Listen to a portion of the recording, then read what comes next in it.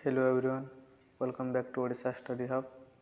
तो पिला माने आज आम पढ़ा +2 सेकेंड सेमेस्टर जो ऑप्शनल ओडिया अच्छी परशुराम भेट ताको आज आम डिस्कसन करवा।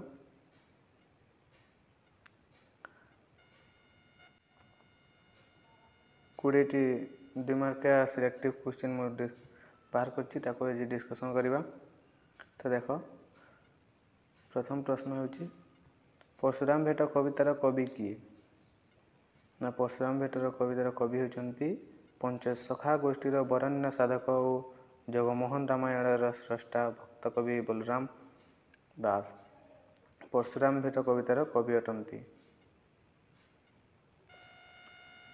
परशुराम भेट क्यों पुराण ग्रंथ आसी? परशुराम भेट कविताटी बलराम दास को रचित जगमोहन रामायण गृहीत। परशुराम भेट बलराम दास को रचित जगमोहन रामायण गृहीत। रामायणर क्यों कांडर परशुराम भेट कविताटी आसी? रामायणर आदिकांडर परशुराम भेट कविताटी आसी। सीतांक स्वयंवर रे रामचंद्र क्यों धनु भग्न करते? जनक नंदिनी सीतांक स्वयंवर सभारे रघुकुलती रामचंद्र शिवधनु भग्न करते।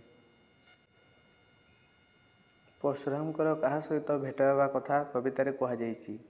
परशुरामकर दशरथ नंदन श्री रामचंद्र सहित भेट होगा कथा कवितारे कहुଯାଇଛି। विश्वामित्रଙ୍କ आश्रम केउठारे अवस्थित? महर्षि विश्वामित्रଙ୍କ आश्रम सिद्धवन रे अवस्थित। परशुरामଙ୍କ आश्रम केउठारे अवस्थित? परशुरामଙ୍କର आश्रम सिद्धवन रे अवस्थित। राजा दशरथଙ୍କର केउ नयन घन घन स्फुरण हेउतिला? अयोध्यापति दशरथଙ୍କର बाम नयन घन घन स्फुरण हेउतिला। राजा दशरथଙ୍କର कुलगुरु कि थिले? ऋषिश्रेष्ठ महर्षि वशिष्ठ हेउचंती राजा दशरथଙ୍କର कुलगुरु अटंती। परशुराम पिठीरे केउ छाल परिधान करथिले? परशुराम पिठीरे व्याघ्र छाल परिधान करथिले। भृगुपति किए? महातेजा परशुराम भृगुपति अटंती।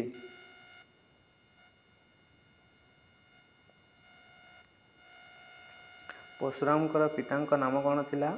परशुरामकर पितांक नाम थिला जमदग्नि ऋषि। परशुरामकर जटा केउ वर्ण? परशुरामकर जटा पिंगला वर्णर। परशुराम कन्नरे कौन पिंधिथिले? परशुराम कन्नरे कुंडल पिंधिले। परशुरामकर कटीरे कौन थिला? परशुराम कटीरे कृष्णजिन छाल परिधान करथिले। परशुरामकर डाहाण हस्तरे केउ अस्त्र थिला? परशुरामकर डाहाण हस्तरे कुठार अस्त्र थिला। इंद्रदेव केउ धनु धरिबाकु अक्षम थिले? स्वर्गाधिपति इंद्रदेव शिवधनु धारण करने अक्षम थिले। रामचंद्र कहा प्रति क्रोध न करने कथा कहते?